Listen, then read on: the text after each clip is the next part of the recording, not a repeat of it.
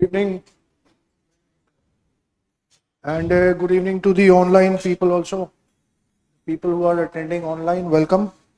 आज पहला क्लास है और इंग्लिश के पहले क्लास में कुछ इंपॉर्टेंट बात हमें जानना जरूरी है. I will not talk about the exams. मैं पहले परीक्षा की बात नहीं करूंगा. उसका कारण ये है कि आप इंग्लिश क्या है, दिस इज अ लैंग्वेज, भाषा है. हिंदी की तरह और भी कई सारे भाषाएं हैं. तो लैंग्वेज के क्लासरूम में अगर आप बैठे हो पहले दिन, और अगर मैं मान के चलूं कि हमारा लेवल क्या है, ये मैं मान के चल रहा हूं, बुरा मानने वाली तो बात है नहीं ना इसमें. तो मैं ये मान के चल रहा हूं कि हमारी लेवल 0 है.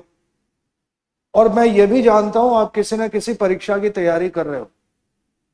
अब अगर परीक्षा की तैयारी कर रहे हो तो परीक्षा में क्वेश्चंस तो बनने चाहिए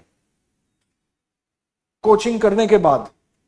but most importantly in India, हमारे देश में, आप पब्लिक सेक्टर में नौकरी करो, आईएएस अधिकारी बनो, या प्राइवेट सेक्टर में किसी बिस्कुट के फैक्ट्री में काम करो, आज के इंडिया में आपको अंग्रेजी लिखने आना चाहिए और छोटे वाक्य की बड़े बड़े वाक्य. सवाल ये उठता है कि हमें बड़े बड़े वाक्य इंग्लिश में लिखने आना चाहिए. कलम से लिखते हैं, मुंह से बोलते हैं, प्रक्रिया तो सेम होगा ना. द पॉइंट इज, लैंग्वेज भाषा है, भाषा लिखी जाती है.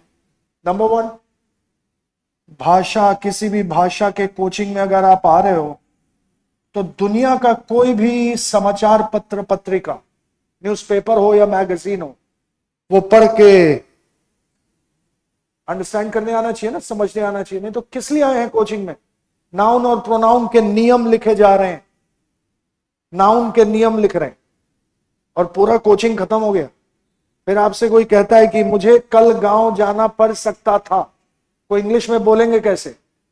नहीं आता. तो फायदा क्या हुआ वो नाउन और प्रोनाउन और वर्ब के नियमों को लिखने का? तो पढ़ाई अभी तुरंत शुरू करेंगे हम लोग. लेकिन आप अगर मेरे साथ पढ़ाई कर रहे हैं तो कतई ये दिमाग से आप निकाल दें कि सिर्फ एग्जाम के भरोसे अंग्रेजी को पढ़ना है. 3 महीने के कोचिंग के बाद आपके अंदर से आवाज आनी चाहिए कि अब मुझे, ये आवाज आपके अंदर से आनी चाहिए कि मुझे इस पूरे जीवन में दोबारा इंग्लिश को लेकर प्रॉब्लम नहीं होना चाहिए. और अगर प्रॉब्लम नहीं होना चाहिए तो किस लिए वो ये आवाज कैसे आएगी? यानी उस समय तक आपको कोई भी हिंदी के बड़े वाक्य को अंग्रेजी में लिखने आना चाहिए, तभी तो ये आवाज आएगी. हिंदू अखबार हो या कोई 670 पन्ने का उपन्यास हो इंग्लिश में, you should know how to read and understand. उसको पढ़ के समझना चाहिए. तो ये कैसे होगा? और प्लस परीक्षा तो है ही. वनडे एग्जाम की बात करें, एसएससी की बात करें, बैंक पीओ की बात करें, क्लर्क की बात करें, या डिस्क्रिप्टिव पेपर यूपीएससी का 300 नंबर कंपलसरी पेपर मुख्य परीक्षा, जिसमें अगर 75 नंबर नहीं आया, 25%, तो आपके वैकल्पिक विषय की पेपर जांच तक नहीं होगी. ये मैं नहीं कह रहा हूं, ये नियम है आपके आयोग का.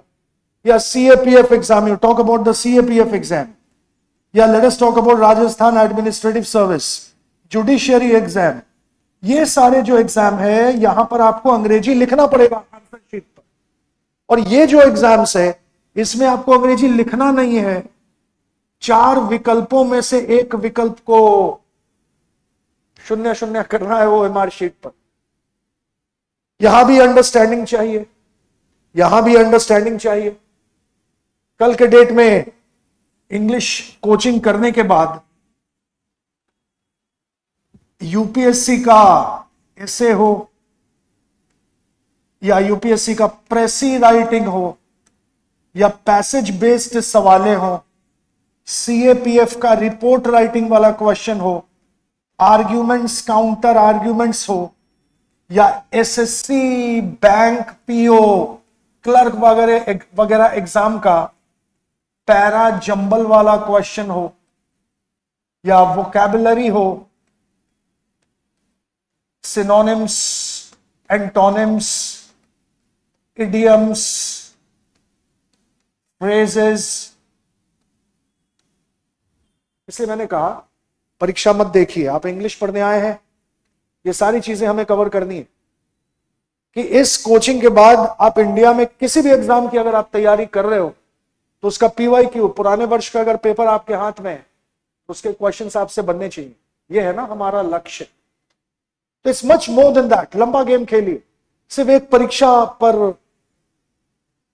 परीक्षा की तैयारी के लिए कोचिंग में नहीं आ रहे। कल के डेट में नौकरी करिएगा, वहां भी अंग्रेजी लिखने की आवश्यकता होगी कि नहीं होगी, तो वो बड़ा पिक्चर। पढ़ाई अभी तुरंत हम लोग शुरू करने वाले हैं, लेकिन ये दृष्टिकोण बनाना इट्स वेरी वेरी इंपॉर्टेंट कि हम क्यों यहां पर बैठे हैं। इस भाषा को लेकर जीवन भर हमें तकलीफ नहीं होनी चाहिए। तो ये कहते हुए, इसी वजह से एक और मैं कहता हूं, जैसे किसी जगह पर कोई पोस्टर में लिखा मिलता है UPSC स्पेशल या SSC special, bank PO special. ये स्पेशल का मतलब क्या है? 27 वर्षों से पढ़ा रहा हूं, मुझे स्पेशल की बात समझ में नहीं आई। अंग्रेजी भाषा है, भाषा की अगर कोचिंग है तो वहां पर कोई भी एग्जाम का पेपर हमसे बनना चाहिए ना कोचिंग करने के बाद। भले आप दिमाग में लेके आए हैं UPSC या SSC या बैंक PO, बात की बात। आप अगर मेरे साथ पढ़ाई कर रहे हैं तो आपका लक्ष्य है 3 महीने में अंग्रेजी लिखने आना चाहिए, बोलने आना चाहिए, और अंग्रेजी को क्या करने आना चाहिए? समझने आना चाहिए। ये दोनों अगर हो गया ना, उसके बाद कोई भी एग्जाम हो, ये सारी चीजें विभिन्न प्रश्नों के नाम है। ऐसे एक प्रश्न का नाम है, उसमें आपको क्या करना पड़ेगा? अंग्रेजी। These are the names of question। प्रेसी writing क्या है, पैसेज क्या है, रिपोर्ट क्या है, आर्गुमेंट्स के अलग अलग क्वेश्चंस का नाम है। ये सब में जरूरत पड़ेगी लिखने की, और ये सारे क्वेश्चंस, वनडे एग्जाम के ये सारे क्वेश्चंस को बनाने के लिए आपको भाषा की क्या होनी चाहिए समझ। तो इसके लिए द मोस्ट इंपॉर्टेंट थिंग कि इसके लिए प्लान, हमारा प्लान क्या रहेगा। अगर प्लान की बात करें, आज पहला क्लास है, अभी तुरंत हम लोग पढ़ाई शुरू करेंगे। आप इसकी जरा मुआयना करिए। ये हमारा प्लान है। देखिए यहां पर एक सर्कल बनाया हुआ है और 2 विषयों का नाम हाईलाइट रेड कलर में दिया हुआ है, ठीक है। इसका मतलब है ये बैच हम लोग आज शुरू कहां से कर रहे हैं? ये वाले टॉपिक से हम लोग इस बैच को आज शुरू करेंगे, और एरो ऐसे मूव करते जाएगा, नाउन, प्रोनाउन, एडजेक्टिव, एडवर्ब, ऐसे ऐसे जाएगा। देखिए यहां पर क्या है? ट्रांसलेशन मतलब अनुवाद, बड़े बड़े हिंदी के वाक्यों को अंग्रेजी में बदलने की तकनीक, इसी बोर्ड पर हम लोग करेंगे। ट्रांसलेशन के बाद क्या लिखा हुआ है? Descriptive comprehension, essay writing, प्रेसी writing, report writing, application writing, ये सारे विभिन्न एग्जाम के क्वेश्चंस के नाम है। अब ये टोटल में हमारा लगभग कितने क्लासेस होंगे? लगभग की बात कर रहा हूं, 2-3 क्लास ऊपर नीचे, 60 क्लास है। इसके अलावा क्या लिखा हुआ है? Extra 50 class the Hindu. किसके लिए? वोकैबुलरी और अंडरस्टैंडिंग के लिए, जो हम लोगों ने बात करी, समझ, अंडरस्टैंडिंग करने के लिए। शब्दों का ज्ञान होना चाहिए ना।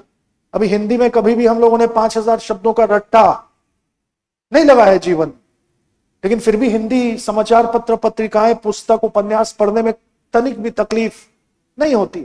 तो वहां पे क्या कर रहे थे जो इंग्लिश में नहीं कर रहे हैं, वो मैं आपको करके दिखाऊंगा एक्स्ट्रा 50 क्लास में द हिंदू के एडिटोरियल से, संपादकीय से, जिसमें से हम लोग किस तरीके से किसी भी अंग्रेजी का समाचार पत्र, पत्रिका को पढ़ के समझना कैसे है, और वोकैबुलरी को लॉन्ग टर्म मेमोरी में किस तरह डाल देना। What is important, short term memory और लॉन्ग टर्म मेमोरी, सभी कोई जानते हैं। बच्चा बच्चा कहेगा कि long term memory is more important, और रट्टा मारना इज नॉट अ सोल्यूशन।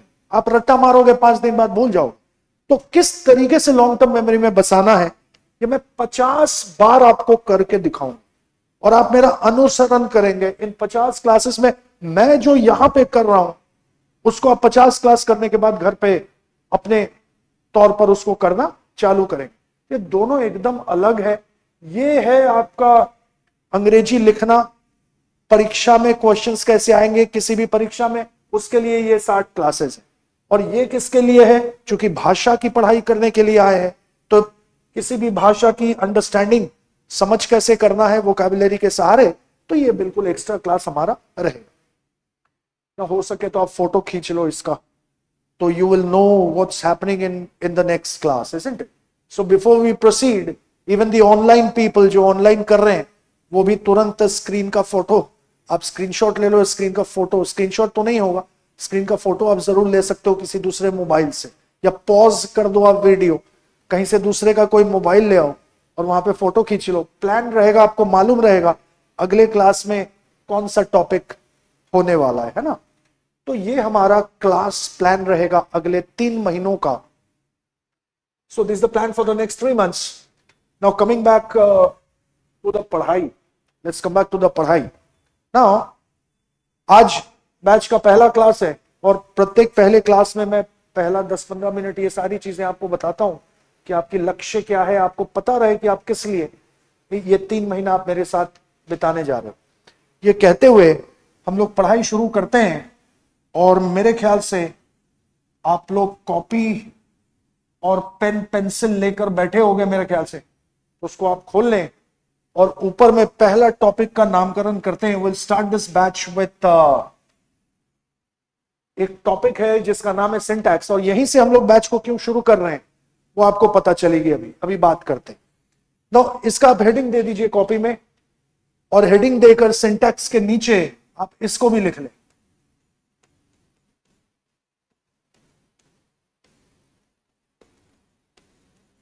ना एक बहुत खास वजह होती है कि मैं हमेशा अपने नए बैच को इसी टॉपिक से शुरू करता हूं। उस खास वजह में हमारा लॉन्ग टर्म प्लान, अंडरस्टैंडिंग, भाषा की समझ जो हमारी लक्ष्य है, और बड़े बड़े हिंदी के वाक्यों को अंग्रेजी में लिखना आपको समझ में आ जाएगी। हम लोग जो ये अंग्रेजी का पढ़ाई करेंगे बिल्कुल अलग है। मार्केट के जो लोकल पुस्तकें हैं, वो लोकल पुस्तक में ये चीजें आपको दिखेंगी नहीं। आप इन स्कूल्स, इन विद्यालयों से वाकिफ होंगे मेरे ख्याल से, the convent schools. The convent schools में स्टैंडर्ड 1 से लेकर 10 तक एक 7 साल, 8 साल, 6 साल का बच्चा जो स्टैंडर्ड 1 में एडमिशन ले रहा है कॉन्वेंट स्कूल में, वो 10 साल में उसको वहां पर अंग्रेजी जिस तरीके से पढ़ाई जाती है, जो तरीका है, तरीका यानी तरीका को आप इंग्लिश में क्या बोलते हो, जिस the procedure with which these people, these children are studying English in these kind of schools, हूबहू वही प्रक्रिया मैं अभी तुरंत शुरू करने वाला हूं इस टॉपिक से। फर्क सिर्फ इतना है कि हमारे पास इस प्रक्रिया को सीखने के लिए 10 साल नहीं है, हमारे पास इसको करने के लिए कितने महीने हैं? 3। इसलिए प्रेशर होगा। मेरा उम्र 53-54 साल हो गया, अब तो 54 हो गया, तो मैं अपने अनुभव से आपको यह कह सकता हूं कि जीवन में कोई भी काम प्रेशर नहीं लीजिएगा, नहीं हो। और इतना क्रूशियल है ये इंग्लिश किसी भी एग्जाम के लिए, आपके नौकरी के लिए, आपके, मैं तो इससे आगे जाके कहता हूं आपके जीवन व्यापन के लिए। भारत जैसे देश में गोइंग फॉरवर्ड, अभी जब हम लोग भविष्य की तरफ जाएंगे, तो India is become one of the most vibrant economies in the world. So globalisation है, लिबरलाइजेशन ऑफ द इकोनॉमी है। तो आप जब बैटलफील्ड पर आओगे, युद्ध क्षेत्र में आओगे, मतलब नौकरी करोगे, तो वहां पर भी English is just a way of life, एक जीवन का साधन है। इसको जानना बहुत जरूरी है, लिखना बहुत जरूरी है, समझना बहुत जरूरी है, बोलना बहुत जरूरी है। तो इसलिए वो घिसा पिटा तरीका नहीं चलेगा। Noun is the name of a, क्या कहते हैं, noun is the name of a person, place और थिंग। ये सब घिसा पिटा, ये घिसे पिटे चीजें कॉन्वेंट स्कूल्स में नहीं बताई जाती। तो इसलिए कह रहा हूं 10 साल वाला कार्य 3 महीना में करना है।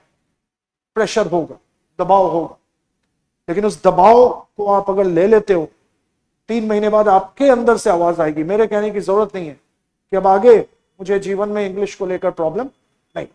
So this is the thing, 3 महीना में 10 साल वाला कार्य को शुरू करने के लिए मैंने ये टॉपिक उठाया ना। मैं जो बोलता हूं आप लिखो, ठीक है?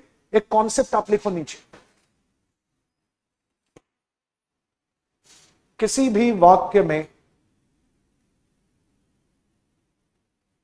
किसी भी वाक्य में सब्जेक्ट, किसी भी वाक्य में सब्जेक्ट यदि सिंगुलर हो, सिंगुलर या एक वचन हो, आप कुछ भी लिखें, किसी भी वाक्य में सब्जेक्ट यदि सिंगुलर हो, तब तब उस वाक्य का वर्ब, तब उस वाक्य का वर्ब सिंगुलर होगा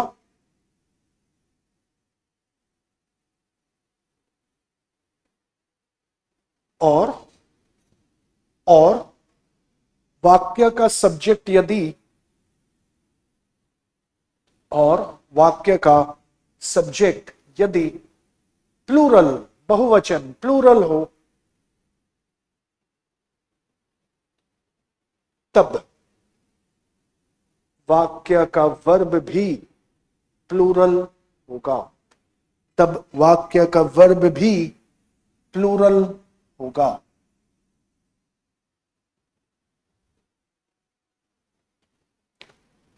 एक बार पढ़ते, हमने क्या लिखा है, किसी भी वाक्य का सब्जेक्ट यदि सिंगुलर हो, एक वचन हो, तो उस वाक्य का वर्ब एक वचन होगा, सिंगुलर हो, और वाक्य का सब्जेक्ट यदि बहुवचन हो, प्लूरल हो, then the verb is also plural. This we have written, isn't it? ये हम लोगों ने लिखा है। कुछ मत लिखना, अब मैं ही तब देखो।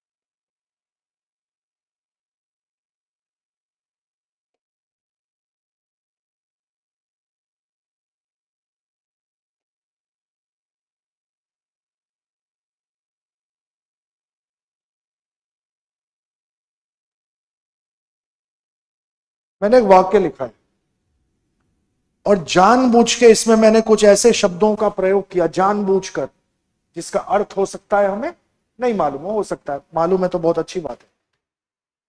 अब सवाल है, कुछ मत लिखिएगा फिलहाल, सवाल है अगर मैं ये वाला वाक्य लिखता, राम आर ईटिंग, तब तो हमने जो अभी अभी लिखा है उसके अनुसार बोल सकते थे, गलती कहां पे है? यस और नो? सब्जेक्ट कौन है वाक्य का? ये वाला अंग्रेजी का शब्द मेरे ख्याल से वाक्य का सब्जेक्ट है। अब ये सब्जेक्ट जो है सिंगुलर है, एक वचन है, तो नियम के अनुसार वाक्य का subject if it is singular, verb को सिंगुलर होना चाहिए। तो इसमें एरर कहां पर है, गलती कहां पर है? AR में गलती है, स्टैंडर्ड 2 का बच्चा भी मेरे ख्याल से बता दे। तो आर की जगह क्या होना चाहिए? इज होना चाहिए, सही बात। ये टॉपिक से, ये जो टॉपिक है सिंटैक्स, इसका जो आपने कॉन्सेप्ट अभी लिखा है, ऐसा कोई परीक्षा नहीं है जहां पर इस कॉन्सेप्ट से एग्जाम में क्वेश्चन नहीं आएगा, लेकिन क्वेश्चन का जो स्तर है वो इतना आसान तो नहीं रहा। बात तो सही है, राम सिंगुलर सब्जेक्ट इज होना चाहिए। अब भारत का सबसे, इंग्लिश का सबसे कठिन एग्जाम भारत का कौन सा है? नाम तो सुना होगा कम से कम, अरे नाम तो सुना कम से कम, common admission test for admission into the IIMs, IIM Bangalore, Lucknow, Kolkata, Ahmedabad वगैरह वगैरह। ये अंग्रेजी का सबसे डिफिकल्ट एग्जाम है इस देश में, and believe me, one of the most difficult in the world also. If you take a scholastic aptitude test and GMAT tests or GRE, whatever. यहां पर भी, इस एग्जाम में भी, और बैंक का क्लर्क वाला जो एग्जाम है वहां भी इसी कॉन्सेप्ट से, जो कॉन्सेप्ट आपने अभी भी लिखा है कॉपी में, यहां भी एग्जाम में, कोई इस एग्जाम में भी आएगा यहां से क्वेश्चन, इस एग्जाम में इन क्वेश्चन का जो लेवल है, उसका जो स्तर है, कम से कम इतना आसान तो नहीं। कठिनाई का स्तर, कठिनाई की जो स्तर होती है परीक्षाओं की, the difficulty level is the same for everybody. कठिनाई का स्तर किसी भी परीक्षा में सबके लिए सेम होता है कि नहीं होता? तो क्वेश्चन आएगा, लेकिन ऐसा नहीं आएगा, आएगा इस तरीके का। अब सवाल यह उठता है कि राम आर ईटिंग में तो आपने बोल दिया राम शब्द सब्जेक्ट है, लेकिन अगर किसी वाक्य में कठिन कठिन शब्दों का प्रयोग हो रहा है और वाक्य का साइज बड़ा है, आप किसी भी अखबार में जाओगे, द हिंदू, हिंदू की अगर बात करें, आपने कम से कम हिंदू देखा तो होगा। हिंदू में जो वाक्य होते हैं उसके साइज छोटे होते हैं या बड़े होते हैं? शुरू हो जाता है, खत्म होने का नाम नहीं लेता। चैलेंज क्या है उसको समझना है हम, इसलिए मैंने कहा एक्स्ट्रा 50 क्लास हिंदू को समझने के लिए मैं आपको बताऊंगा किस तरीके से समझना है। और उसी हिंदू के बड़े वाक्य में आपने जो ये कॉन्सेप्ट अभी अभी लिखा है कॉपी में, ऐसे वाक्य में उस कॉन्सेप्ट को अगर लागू करेंगे तो सबसे पहली चुनौती क्या है? इस कॉन्सेप्ट को लागू करने की पहली चुनौती क्या है?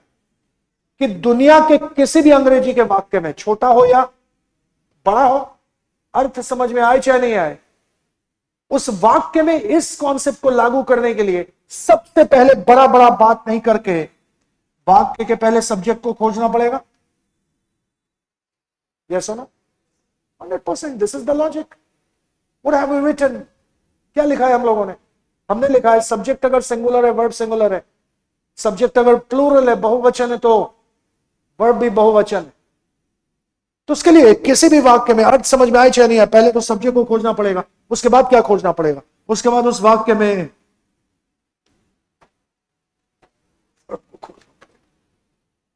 उसके बाद हमें पता लगाना पड़ेगा कि वो सब्जेक्ट सिंगुलर है या,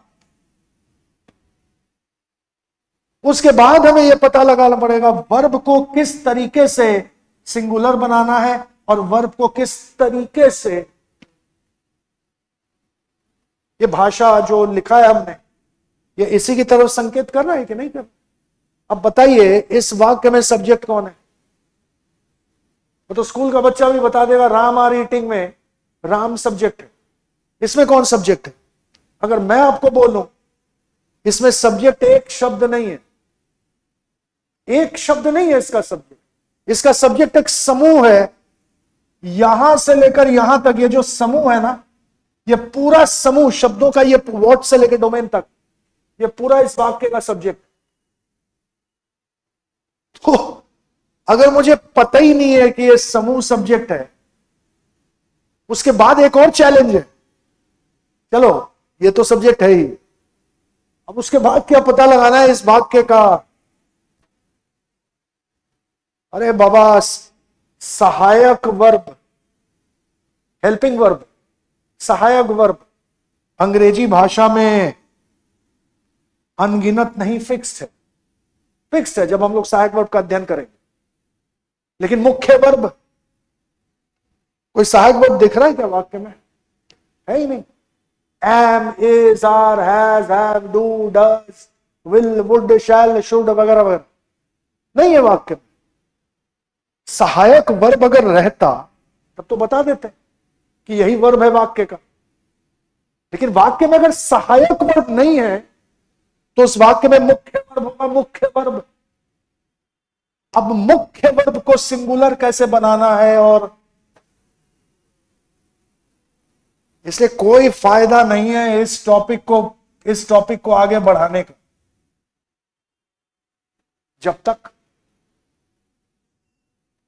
जब तक हमें दुनिया के किसी भी वाक्य में क्या खोजने नहीं आए। सो चौराहा को मोड़ रहे हैं, नेसेसिटी इज देयर, आवश्यकता दिख गई हमें। और अब इस सिंटेक्स चैप्टर में वापस आने के लिए तब तक नहीं आएंगे जब तक हमें किसी भी वाक्य में सब्जेक्ट और वर्ब ढूंढने नहीं आता।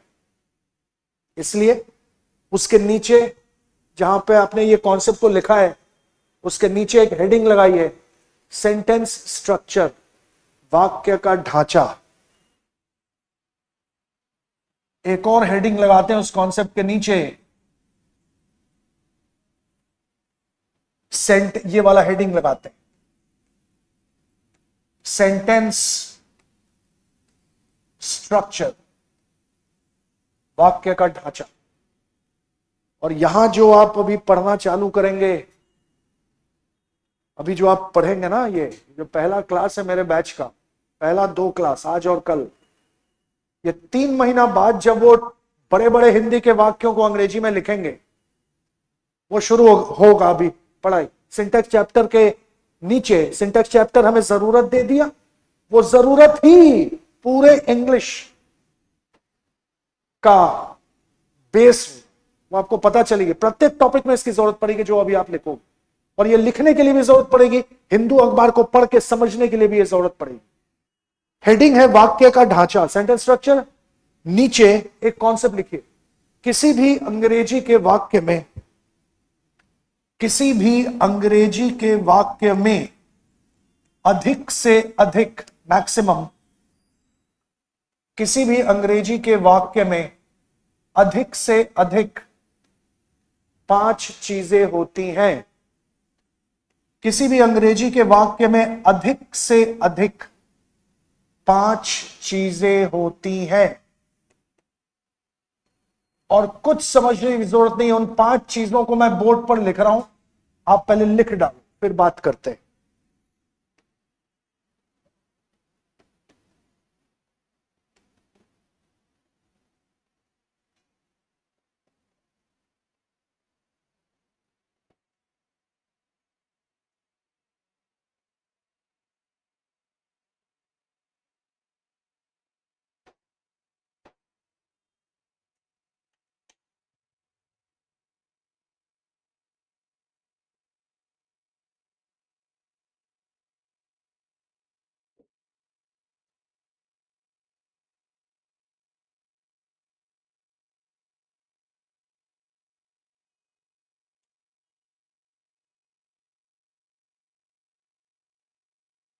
आपने लिख लिया? अब मैं आपको एक अजीबोगरीब चीज बताता हूं। देखिए, सूचना की कमी सबसे बुरी चीज होती है, सूचना की कमी। आपको एक सूचना देता हूं, भाषाएं इस पूरे धरती पर कितने होंगी? अनगिनत है, अनगिनत भाषाएं। हमारे इंडिया को ही देख लीजिए, इंडिया एक ऐसा कंट्री है जहां पे हर राज्य का कम से कम अपना एक भाषा है, एक नहीं, कहीं कहीं तो एक से अधिक भी है। मैं आपको मैंने अभी लिखवाया है, किसी भी अंग्रेजी के वाक्य में, अब गौर करिए कौन से शब्द का आपने प्रयोग किया। किसी भी अंग्रेजी के वाक्य में अधिक से अधिक 5 चीजें होती हैं। वो 5 चीज का नामकरण मैंने कर दिया। अब इसमें जाने से पहले आपको एक चीज बताता हूं, दुनिया में किसी भी भाषा, इटालियन भाषा हो, स्पेनिश हो, उर्दू हो, हिंदी हो, बांग्ला हो, तेलुगु हो, दुनिया का कोई भी भाषा, किसी भी भाषा के वाक्य में भी अधिक से अधिक यही 5 चीजें होती हैं। यह बताया जाता है कॉन्वेंट स्कूल के बच्चों को।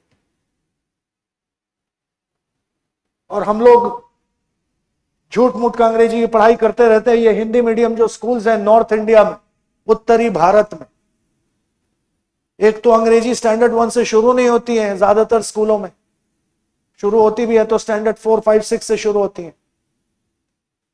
और छोटे छोटे वाक्य, राम आम खाता है वगैरह वगैरह, उससे कॉन्सेप्ट अच्छा हो सकता है, लेकिन नौकरी की परीक्षाओं में अंग्रेजी मीडियम वालों से टक्कर लेने के लिए वो पढ़ाई पर्याप्त नहीं है।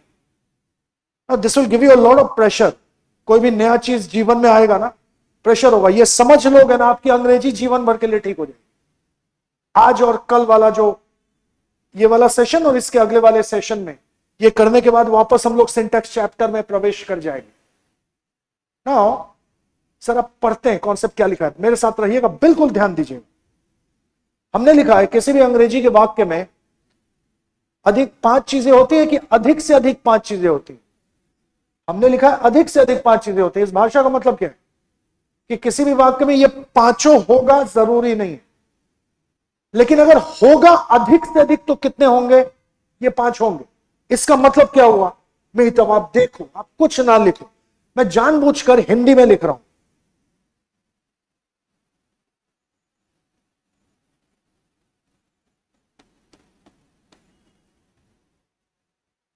एक शब्द है, खाओ।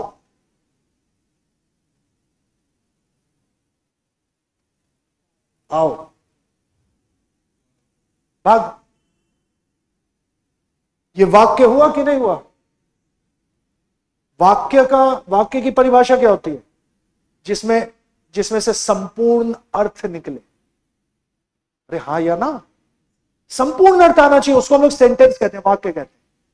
एक शब्द वाला भी वाक्य है, क्यों नहीं होगा? जाओ, खाओ, रुको, बोलते कि नहीं बोलते इस तरीके से? तो एक शब्द का वाक्य, इसलिए मैंने फुल स्टॉप पूर्ण विराम लगा दिया। इसको इंग्लिश में लेके आते हैं। सो यू से टू समबडी, ईट, या लेट अस से भाग। राइट? वाक्य है, इसमें सिर्फ क्या है? बाकी 4 नहीं है, नहीं। अब आई ईट, मैं खाता हूं, तो अब इसमें क्या आ गया? अब इस वाक्य में क्या क्या नहीं है? ये नहीं है, ये नहीं है, और अब आई ईट ए, लेट अस से इसको, इस वाक्य को थोड़ा सा और आगे बढ़ाते। आई ईट ए बिस्किट। अब इसमें क्या क्या आ गया?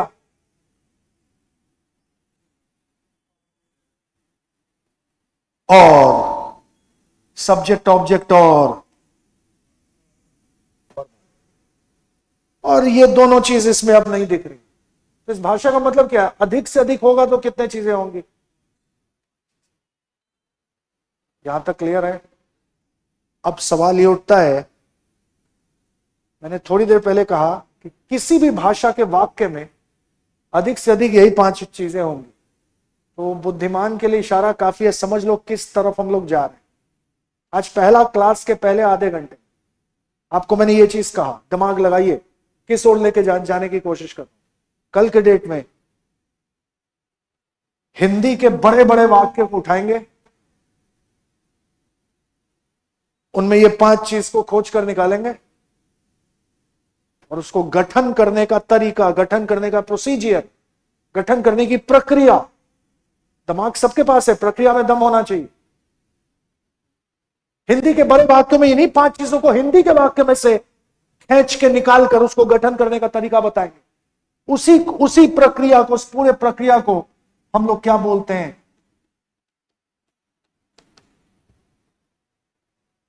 राम आम खाता है को तो कोई भी लिख देगा, राम ईट्स अ मैंगो। मैं कल घर जा रहा हूं, कोई भी लिख देगा, I am going tomorrow. But what about बड़े बड़े वाक्य? या छोटा ही वाक्य ले लो, कल मुझे गांव जाना पड़ सकता था, सरकार को इस विधेयक पर चर्चा करना पड़ सकता था लोकसभा में। अगर ये वाक्य लिखने नहीं आता है तो अंग्रेजी में किसी भी टॉपिक का नियम लिखने से काम नहीं चलेगा। चारों तरफ से अटैक, मल्टी प्रॉन्ज्ड अटैक। लिखने वाला तरीका, समझने वाला तरीका, बोलने वाला तरीका, परीक्षा में क्वेश्चन को सॉल्व करने का तरीका, चारों दृष्टिकोण से हमारा पहला कॉन्सेप्ट आ गया सेंटेंस स्ट्रक्चर में। किसी भी वाक्य में अधिक से अधिक 5 चीजें होंगी। ये जो आपने लिखा है इसके नीचे एक नोट लगाइए, एक सूचना जारी करिए, एक नोट लगाइए इसके नीचे। और नोट में हम लोग लिखेंगे कि किसी भी वाक्य में, उस सूचना में लिख रहे हैं कि किसी भी वाक्य में उपरोक्त 5 में से, किसी भी वाक्य में उपरोक्त 5 में से वर्ब का होना आवश्यक है। हो सकता है नहीं, वर्ब का होना आवश्यक है।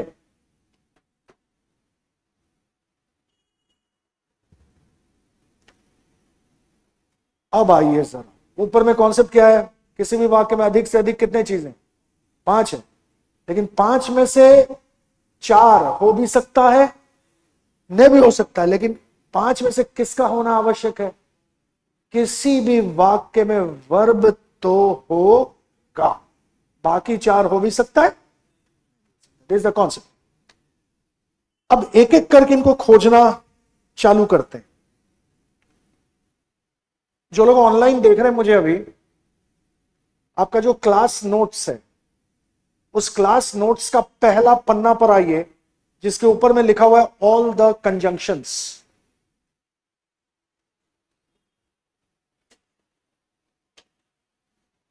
Online guys, did you get it?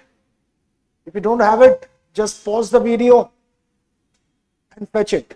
उसको लेके आइए, पॉज करिए, उसको लेके आइए, फिर बैठिए आज। और जो ऑफलाइन मेरे साथ यहां पे क्लासरूम में क्लास कर रहे हैं, उनके पास एक फोटोकॉपी आया होगा ना, येलो पेज वाली, उसके दोनों साइड प्रिंटेड है।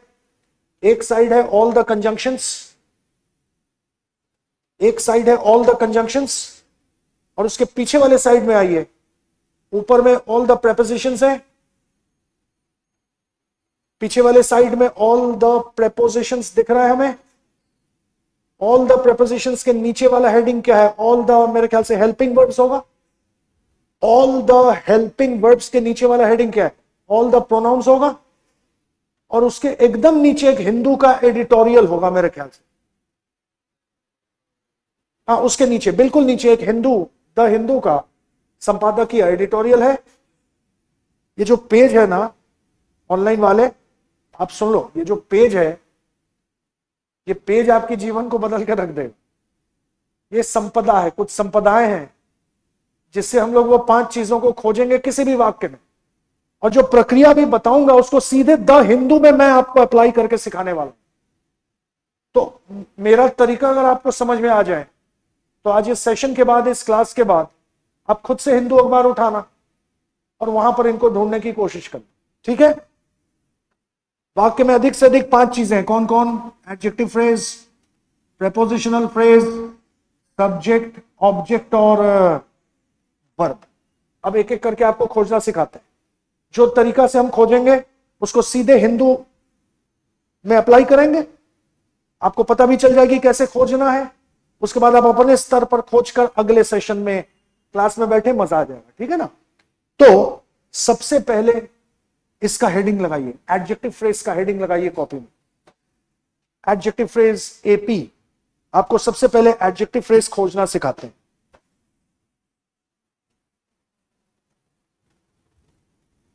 तीन महीने के अंदर यदि किसी भी परीक्षा में अंग्रेजी मीडियम वालों से टक्कर लेनी है ना, और आज पहला दिन अगर आप कहते हो कि मुझे अंग्रेजी में कुछ नहीं आता है, मेरा लेवल 0 है, लेवल 0 है, और 3 महीना में उसको हराना है। किसको? कॉन्वेंट स्कूल वालों को। तो आपका पढ़ाई का स्तर, आपका 0 लेवल कहां से चालू होता है?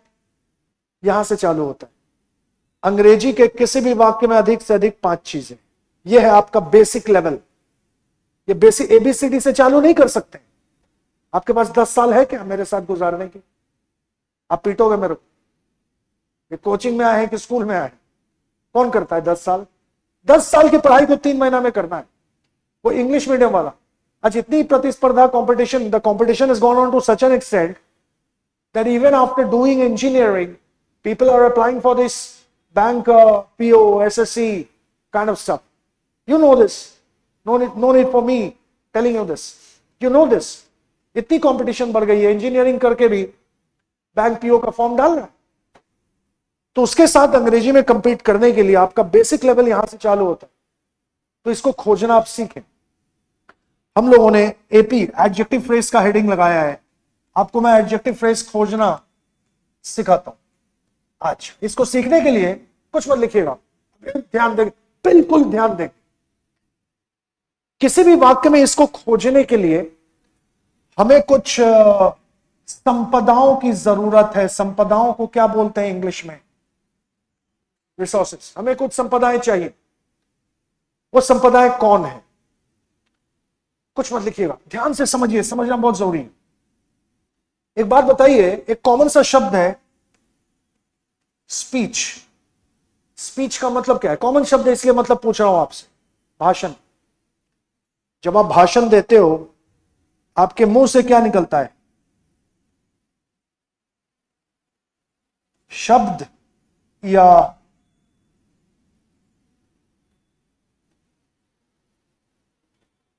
जब आप भाषण देते हो यानी मुंह से कुछ बोलते हो, मुंह से क्या निकलता है? ये निकलता है, ये निकलता है। Common sense. अरे शब्द निकलने से कैसे होगा? आपके मुंह से, अरे अगले को समझाना है ना, खाली शब्द बोलने से कैसे काम चलेगा? हमारे मुंह से वाक्य निकलते। वाक्य बनते हैं किससे? शब्दों के समूह को वाक्य बोलते हैं हम लोग। इतना तो हम लोग बचपन से जानते हैं। और इस शब्द का अर्थ क्या है? इस शब्द का अर्थ क्या है? पार्ट्स, टुकड़े, भाग। अब अगर मैं लिखूं पार्ट्स ऑफ स्पीच, यानी भाषण के टुकड़े, यानी किसके टुकड़े? वाक्य के टुकड़े। तो वाक्य के टुकड़े कौन होते हैं? अरे वाक्य का टुकड़ा किसको कहा जाएगा? अरे प्रत्येक शब्द एक टुकड़ा है ना उसका। अब देखो, किसी भी वाक्य का प्रत्येक शब्द या तो नाउन होगा या फिर एडजेक्टिव होगा या एडवर्ब होगा या वर्ब होगा या कंजंक्शन या प्रेपोजिशन या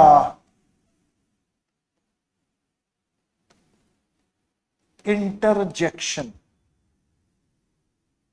किसी भी वाक्य का पहला शब्द से लेकर अंतिम शब्द, प्रत्येक शब्द, इनमें से कोई एक होना जरूरी है, आवश्यक। कितने हैं टोटल? 8 है। तो पार्ट्स ऑफ स्पीच टोटल कितने हो गए? 8 हो गए। ये 8 में से 4.5 फिक्स्ड है, जितने होने चाहिए उतने। तो 4.5 अगर फिक्स्ड है तो अनगिनत कितने हो गए? 3.5। ये 4.5 फिक्स्ड कौन है? पहले उस पर आते हैं। वर्ब 2 प्रकार के होते हैं। वर्ब 2 प्रकार के होते हैं, इतना तो जानते हैं। कौन कौन? सहायक वर्ब, हेल्पिंग वर्ब, और मुख्य वर्ब। ये 8 पार्ट्स ऑफ स्पीच में से जो फिक्स्ड है वो है सारे प्रोनाउंस, सारे कंजंक्शंस, सारे प्रेपोजिशंस, सारे इंटरजेक्शंस। 4 आ गए। आधा कौन है जो फिक्स्ड है? Helping verb. ठीक है, आप उस पेज पर आइए जरा। एक साइड में ये सारे लिखे होंगे, ये सारे ऑल द कंजंक्शंस देखिए है वहां पे। सारे कंजंक्शंस दिख रहे हैं हमें। तो मैं बोलूं कि वहां पर 85 कंजंक्शंस है टोटल। ऊपर में 7 है, for, and, nor, but, or, yet, so, 7। उसके नीचे देखिए कोरिलेटिव कंजंक्शंस होगा, either or, neither nor, whether or, not only but also, no sooner than, तथा हार्डली, स्कार्सली, बेयरली, व्हेन। 7 + 6 13। और नीचे सबऑर्डिनेटिंग कंजंक्शन टोटल 72 है। 85 हो गए। पूरे अंग्रेजी भाषा में टोटल 85 कंजंक्शन है। 86वां का इजाद नहीं हुआ है। और अंग्रेजी भाषा है, समसामयिकी नहीं है कि रोज बदलेगा। 10,000 साल पहले भी 85 कंजंक्शन था, आज से 2000 साल बाद भी 85 कंजंक्शन होगा। ठीक है। नाउ पेज को उल्टी करिए, पीछे करिए। सारे प्रेपोजिशंस दिख रहे हैं वहां पे। सारे के सारे प्रोनाउंस दिख रहे हैं वहां पे। प्रोनाउंस पक्का? और मेरे ख्याल से सारे हेल्पिंग वर्ब्स भी होगा वहां पे, राइट? अब देखो, कंजंक्शंस हैं आपके पास, प्रेपोजिशंस हैं आपके पास, प्रोनाउंस हैं आपके पास, हेल्पिंग वर्ब्स हैं आपके पास, लेकिन इस पेज में इंटरजेक्शन जो फिक्स्ड है वो नहीं लिखा हुआ। उसका कारण क्या है?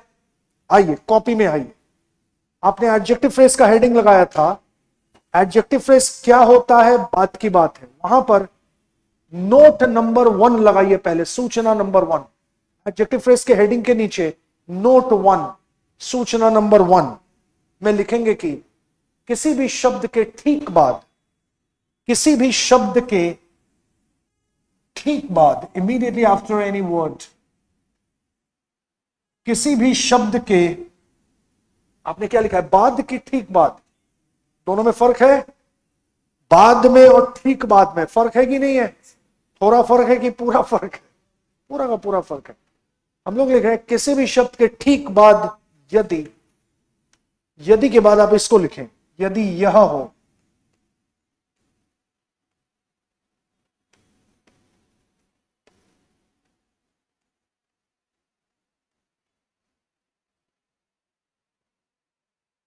इसको हिंदी में आप अचरज का चिन्ह कहते हो। अचरज का चिन्ह यानी एक्सक्लेमेशन मार्क, ये वाला चिन्ह।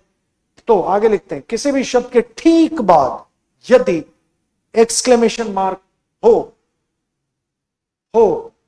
तब उस शब्द को, तब उस शब्द को ये कहते हैं, यह 8वां पार्ट्स ऑफ स्पीच यानी यह कहते हैं।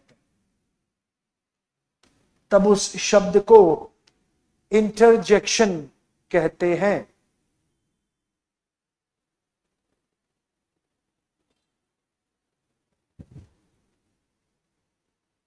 Clear? So I'm writing 2 sentences, मैं 2 वाक्य लिख रहा हूं, आप मत लिखना, मेरी तब देखो। He and let's say he and I welcome them। कुछ वर्ड लिखिए, आप नहीं तब देखो। एक वाक्य मैंने लिखा, उसमें एक शब्द है वेलकम। वाक्य नंबर 2 देखिए, फिर से लिख रहे हैं वेलकम।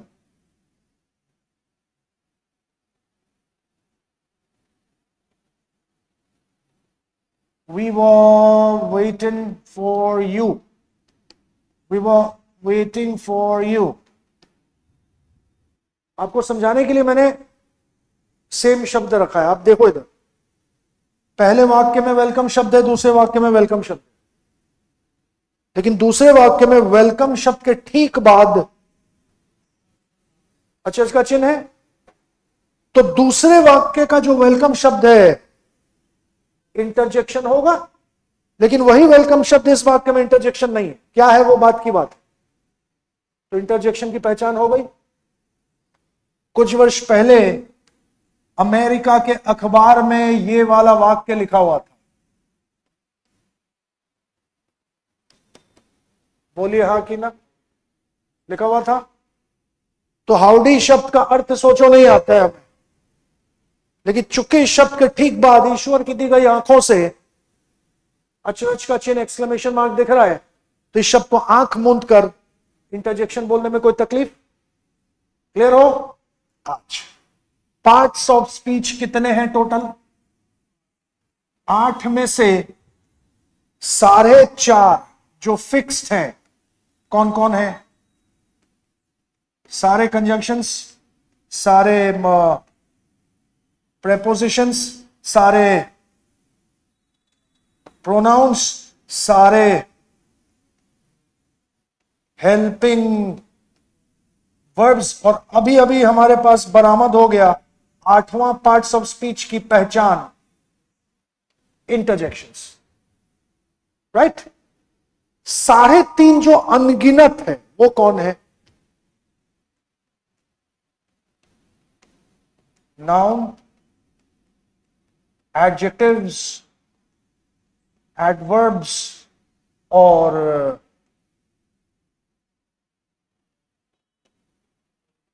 Main verbs. अरे हेल्पिंग वर्ब है ना हमारे उस पन्ने पर, हेल्पिंग वर्ब तो फिक्स्ड है, मुख्य वर्ब अनगिनत है। मैं आपको ये जो 3.5 है ना, ये मैं आपको अगले 3-4 क्लासेस में खोजना सिखाऊंगा। शब्दों का अर्थ समझ में आए या अनगिनत है नाउन, मैं आपको नाउन खोजना सिखाऊंगा, अर्थ समझ में आए या। मेरे साथ ये नहीं बोलना noun is the name of a person, place और थिंग। अभी 10 किलो का हाइड्रोजन बम सर पे गिरने वाला है 2-3 दिन में, तो पहले वी शुड अनलर्न जो भी हमने सीखा है ना स्कूल में अभी तक, हिंदी मीडियम के स्कूल्स में, उसको पहले दिमाग से हटवाएंगे। उसके बाद आपको उसके अंदर में वो चीज डालेंगे जिसके सहारे आप अंग्रेजी मीडियम वालों के साथ टक्कर लेने की हिम्मत हुआ। तो वो कार्य में शुरू हमारा कैसे हुआ? किसी भी वाक्य में अधिक से अधिक 5 चीजें होती हैं, 5 में से एक चीज का होना आवश्यक है। वो चीज कौन है? वर्ब। वर्ब होगा, बाकी 4 हो चाहे नहीं। उसके बाद मैंने आपको एडजेक्टिव फ्रेज का हेडिंग लगवाया। एडजेक्टिव फ्रेज अभी तक खोजना नहीं सीखे, तो अभी हमने बात किया 8 पार्ट्स ऑफ स्पीच में 4.5 फिक्स्ड है जो उस पन्ने पर आपके पास है, और बाकी 3.5 खोजना सिखाऊं। चलिए, जो खोजना सिखाएंगे आगे की बात है, भूल जाइए अभी फिलहाल इसको।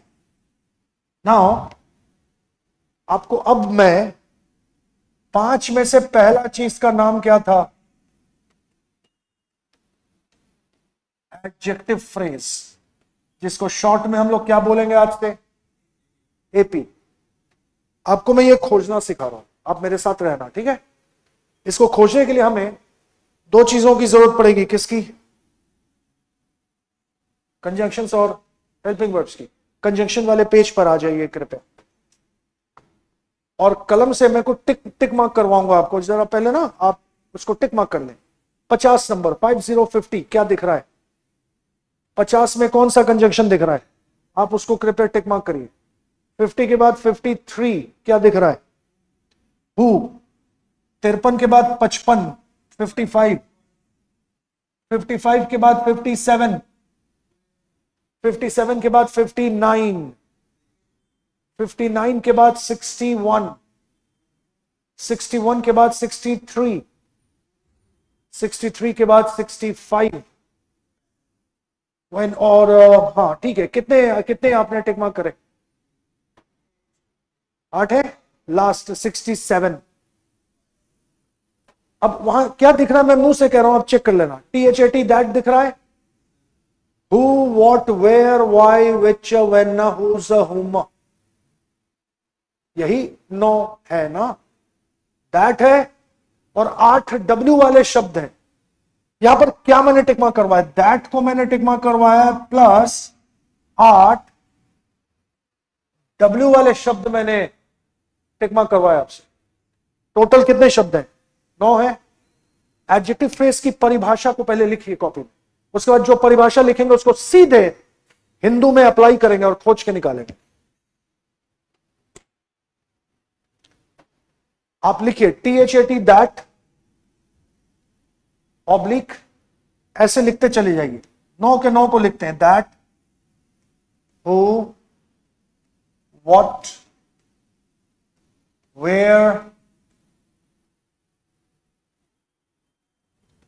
why, which, when,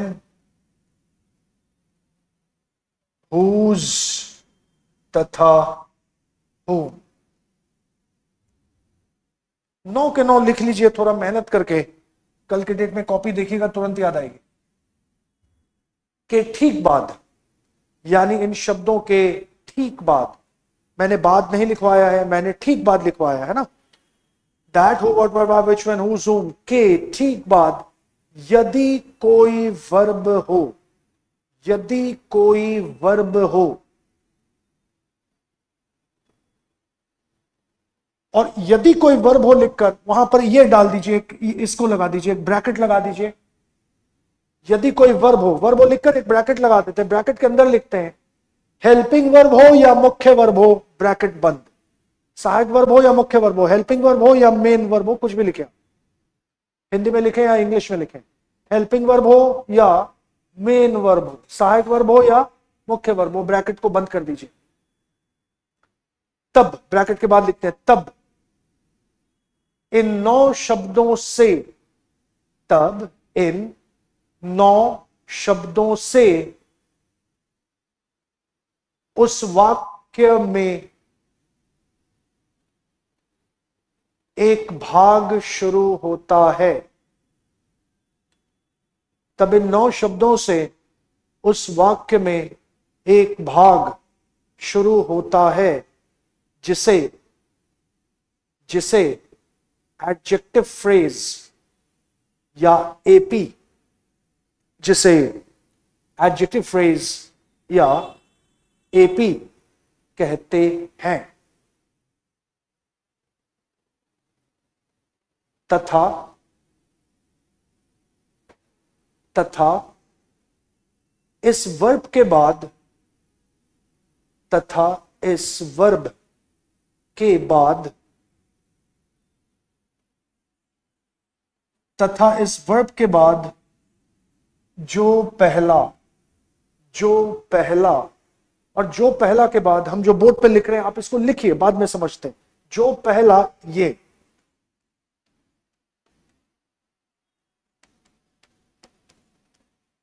जो पहला कंजंक्शन या प्रेपोजिशन या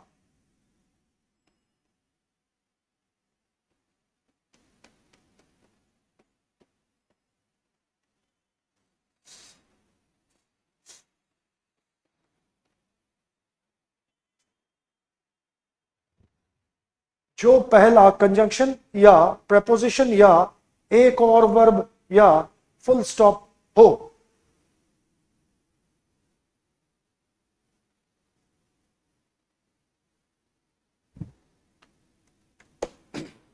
जो पहला कंजंक्शन या प्रेपोजिशन या एक और वर्ब या फुल स्टॉप हो, उसके ठीक पहले वाले शब्द तक, उसके ठीक पहले वाले शब्द तक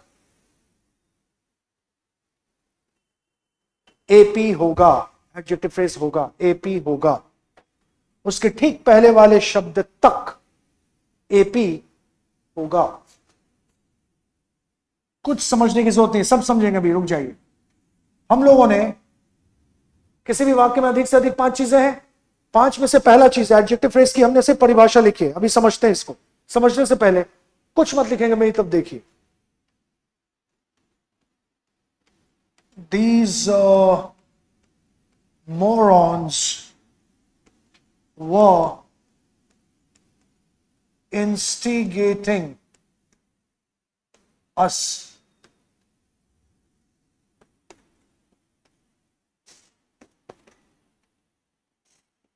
he was talking on his cell phone instigating him। कुछ मत लिखे, मेरी तब देखिए, पर इंपॉर्टेंट है। इस वाक्य में वह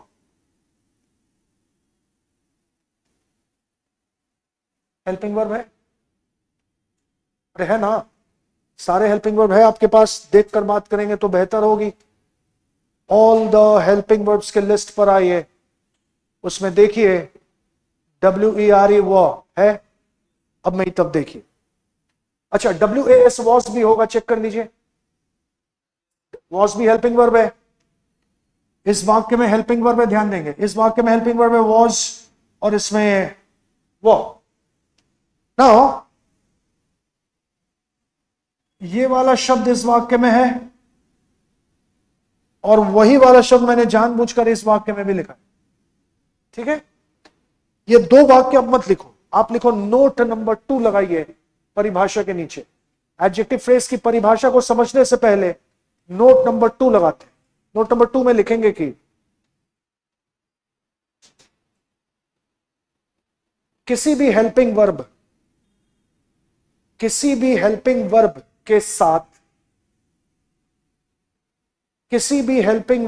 साथ जो शब्द है, किसी भी सहायक वर्ब, किसी भी हेल्पिंग वर्ब के साथ जो शब्द है उस शब्द के अंत में यदि, उस शब्द के अंत में यदि, यदि के बाद ना आप इसको लिखिए, यदि उस शब्द के अंत में यदि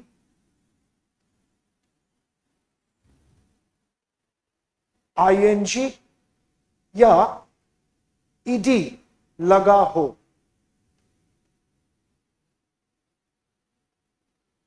तब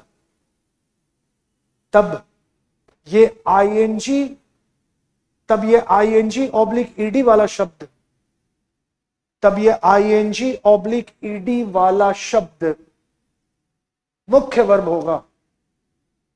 तब ये आईएनजी या ईडी वाला शब्द मेन वर्ब, मुख्य वर्ब होगा।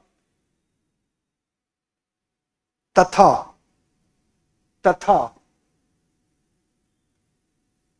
इस हेल्पिंग वर्ब तथा मुख्य वर्ब की इकाई को, तथा इस हेल्पिंग वर्ब और मुख्य वर्ब की इकाई को,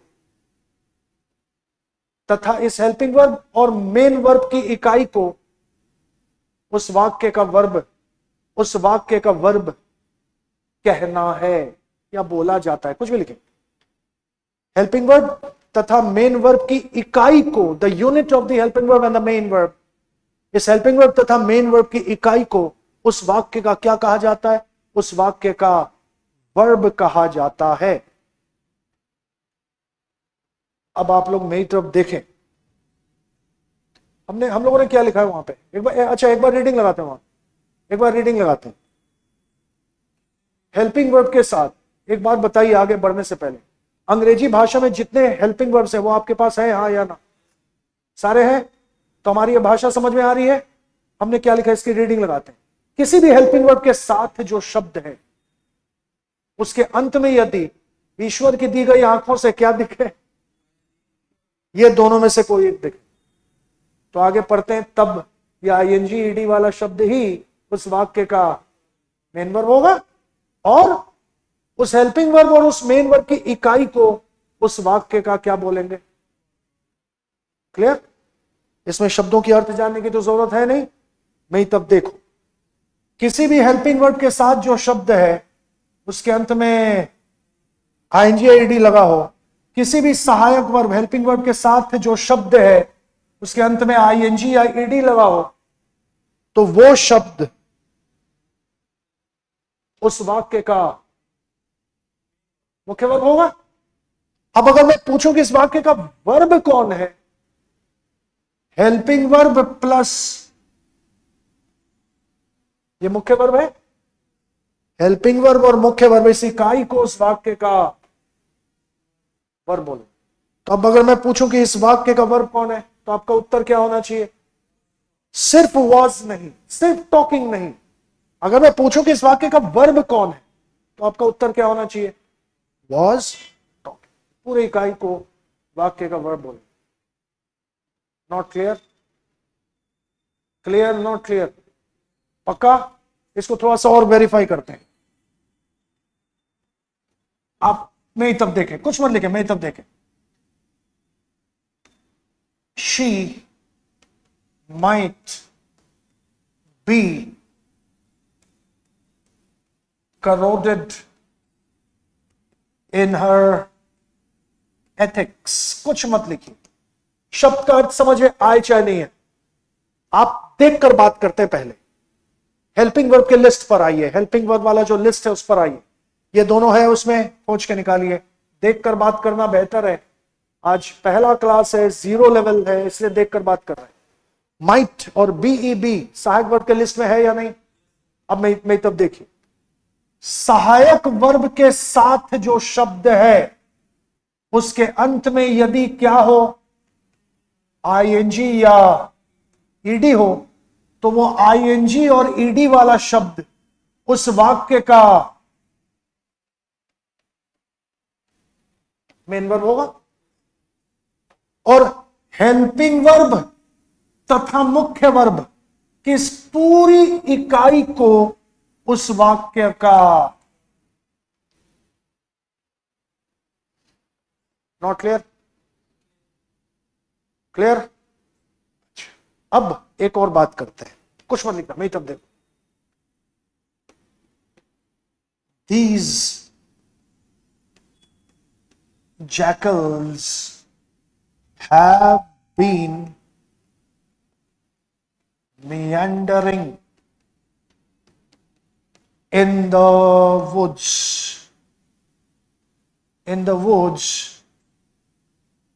rampaging the other animals। नहीं तब देखो आप, सहायक वर्ब है, यह भी सहायक वर्ब है, हा या ना? मुख्य वर्ब होगा, और इस वाक्य का वर्ब कौन है? पूरा बोलना पड़ेगा। अब एक नया चीज सीखते हैं। इस शब्द का सोचिए अर्थ नहीं आता है, सोचो नहीं आता अर्थ। शब्द के अंत में क्या दिख रहा है? आंजी दिख रहा है? पहले लिखिए, नोट नंबर 3, वेरी इंपॉर्टेंट। ये आज का क्लास, कल का क्लास, मतलब इसके अगले वाला सेशन, ये वाला सेशन आपके पूरे अगले 3 महीने के लिए गजब का इंपॉर्टेंट है। प्रत्येक टॉपिक में, प्रत्येक क्लास में आज का क्लास और कल अगले वाले सेशन की जरूरत पड़ेगी, इसलिए बिल्कुल ध्यान दे, दिमाग के अंदर घुसे रहने। नाउ नोट नंबर 3 लिखते हैं, उसके नीचे नोट नंबर 3 में लिखेंगे कि किसी भी आईएनजी वाले शब्द के पहले यदि, किसी भी आईएनजी वाले शब्द के पहले यदि, किसी भी आईएनजी वाले शब्द के पहले यदि हेल्पिंग वर्ब या सहायक वर्ब, कुछ भी लिखे, किसी भी आईएनजी वाले शब्द के पहले यदि हेल्पिंग वर्ब नहीं हो, नहीं शब्द को ना आप कृपया अंडरलाइन कर लीजिए, वेरी इंपॉर्टेंट। 3 महीना बाद भी नोट्स देखिएगा, याद आएगी। अभी तक हम लोगों ने क्या लिखा, एक बार रीडिंग करते हैं।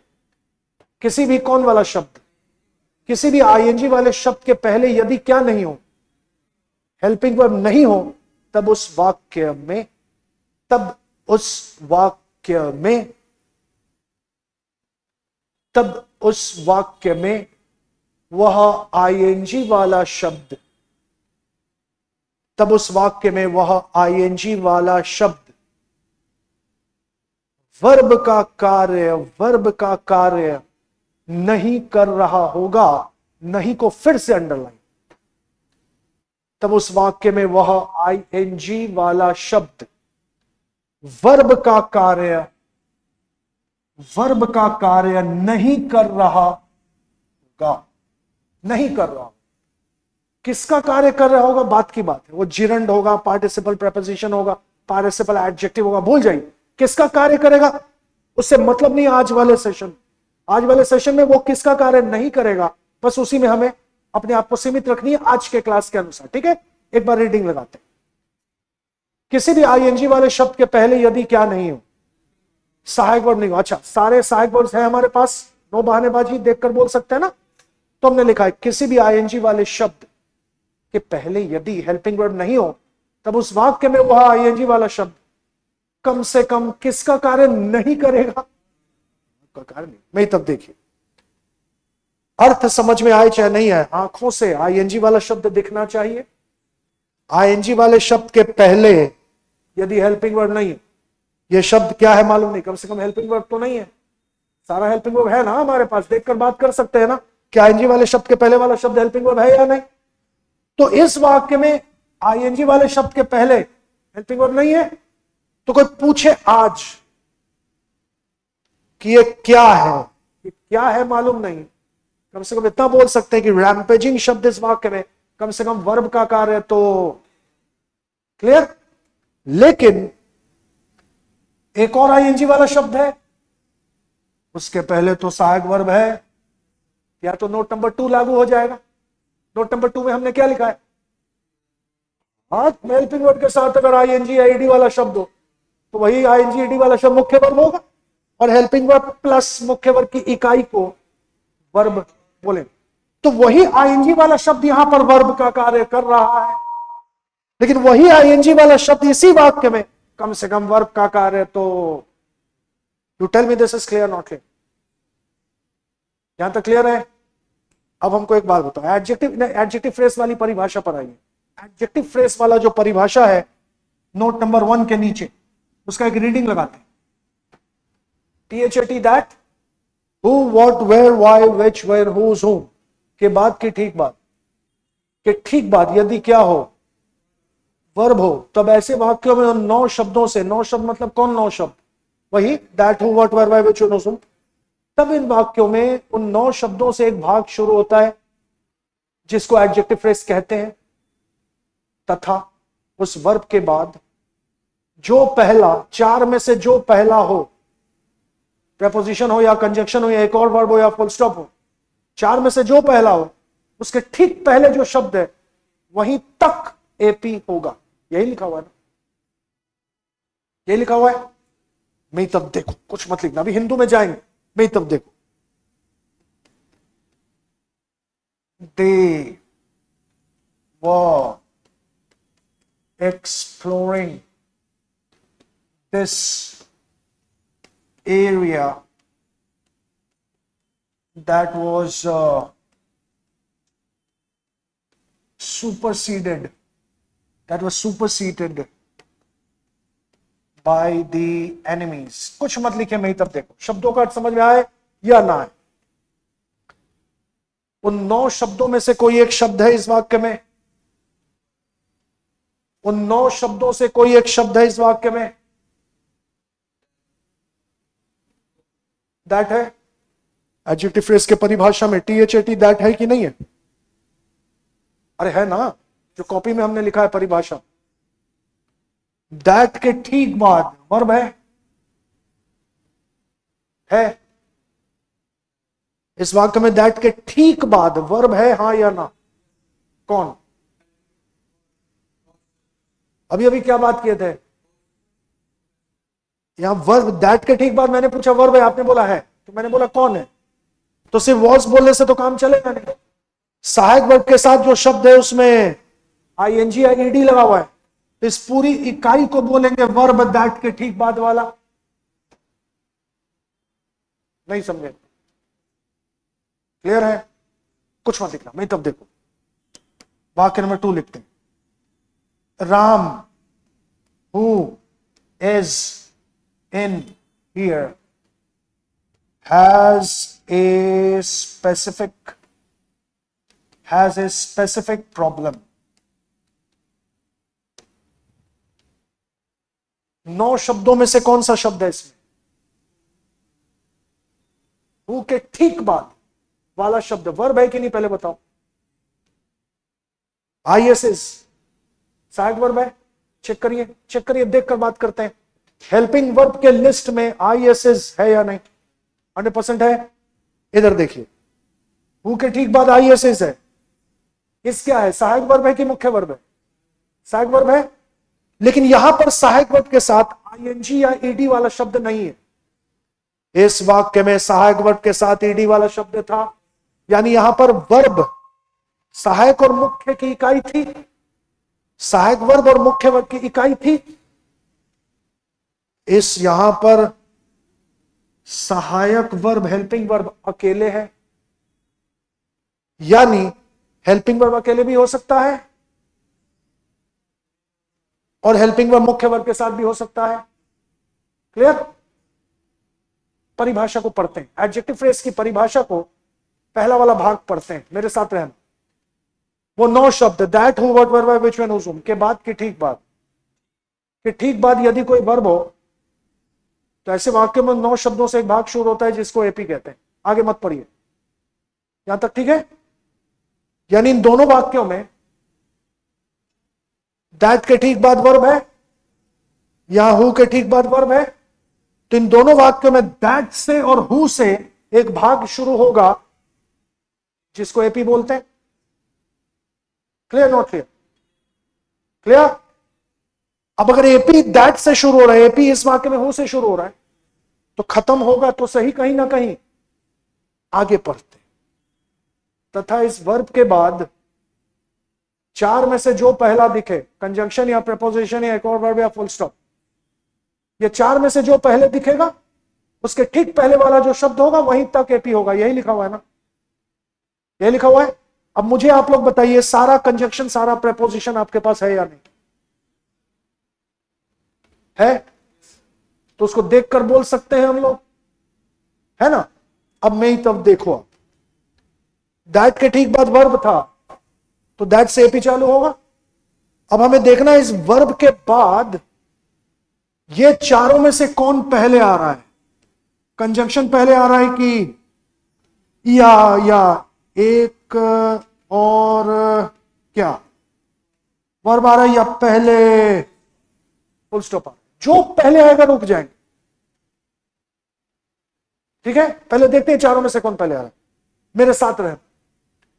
दैट के ठीक बाद अगर वर्ब हो तो दैट से एपी चालू। वर्ब के बाद ये चारों में से कौन पहले है, तो बाई है। देखिए बाई प्रेपोजिशन के लिस्ट में खोजिए, बी वाई बाई को देखकर बात करेंगे भाई साहब। प्रेपोजिशन के लिस्ट में, प्रेपोजिशन के लिस्ट में, प्रेपोजिशन के लिस्ट में, कंजंक्शन के लिस्ट में नहीं। पेज को उल्टा करिए, कंजंक्शन के पीछे प्रेपोजिशन के लिस्ट में बी वाई बाई है कि नहीं है? 100% है। तो इस वाक्य में, इस वाक्य में इस वर्ब के बाद ये चारों में से कौन पहले आया? प्रेपोजिशन पहले आया, तो जो पहले आया उसके ठीक पहले वाला शब्द कौन है? सुपरसीडेड है। वहीं पर रुक जाएंगे, दैट से सुपरसीडेड तक इस भाग को, इस वाक्य का एपी पुकार। ठीक है, इस वाक्य को देखिए, हु के साथ इज है, हु के ठीक बाद वर्ब है तो हु से एपी चालू। खत्म कहां होगा देखते हैं, इसके बाद चारों में से कौन पहले आया? चेक करिए प्रेपोजिशन के लिस्ट में, देखकर बात करना बेहतर है, आज पहला क्लास है। आई एन इन प्रेपोजिशन है, हाँ या ना? प्रेपोजिशन के लिस्ट में आई एन इन है कि नहीं है? मिला? देखकर बात करेंगे, प्रेपोजिशन के लिस्ट में आई एन इन है या नहीं? पक्का है? तो इस वाक्य में भी पहले कंजक्शन नहीं आया, पहले एक और वर्ब नहीं आया, पहले फुल स्टॉप नहीं आया, पहले क्या आया? प्रेपोजिशन आया। जो पहले आएगा उसके ठीक पहले वाला शब्द कौन है? इसे वहीं तक वाक्य का एपी हो। हिंदू अखबार में भी अभी जाएंगे खोजने के लिए। क्लियर है? अब देखो, अब आपको एक और वेरिएशन दिखाते हैं, उसके बाद हम लोग जो सीख रहे हैं ना, इसको सीधे हिंदू अखबार के एडिटोरियल में लागू करके एडजेक्टिव फ्रेज एपी को खोजना हम लोग सीखेंगे। एक और वाक्य कर लेते। What has been done does not augurs well। इस वाक्य को गौर से देखिए। सबसे पहले वो 9 शब्दों में से कौन सा शब्द है इस वाक्य में? वॉट है। वॉट के ठीक बाद वर्ब है कि नहीं? इस वाक्य में वॉट के ठीक बाद वर्ब है, या तो हां या तो ना, तीसरा विकल्प तो है नहीं। पक्का वर्ब है। हैज बीन डन पूरा वर्ब की इकाई है, अरे है ना। सहायक वर्ब प्लस मुख्य वर्ब, सहायक वर्ब के लिस्ट में चेक करिए हैज और बीन। सहायक वर्ब के लिस्ट में HAS हैज BEEN बीन, ईश्वर की दी गई आंखों से देख लेते हैं पहले, है कि नहीं है? है ना। तो एपी चालू होगा वॉट से। अरे वॉट के ठीक बाद वर्ब होगा तो वॉट से एपी चालू होगा कि नहीं होगा? अब इस वर्ब के बाद जो पहला क्या कंजंक्शन या प्रेपोजिशन है, एक और वर्ब या फुल स्टॉप आए, वर्ब हैज बीन डन तक इकाई है। वॉट के ठीक बाद वर्ब दिख गया हमको, दिख गया। वर्ब के बाद कंजंक्शन, प्रेपोजिशन, एक और वर्ब या फुल स्टॉप, चारों में से कौन पहले आ रहा है देखते हैं। तो वर्ब के ठीक बाद वाला शब्द है डस। डस को चेक करिए हेल्पिंग वर्ब में है कि नहीं। हेल्पिंग वर्ब में, सहायक वर्ब में DOES डस है। तो पहले क्या आया?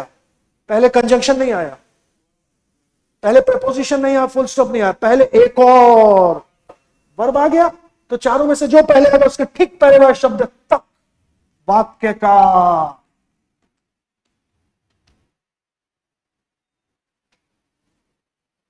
Not clear?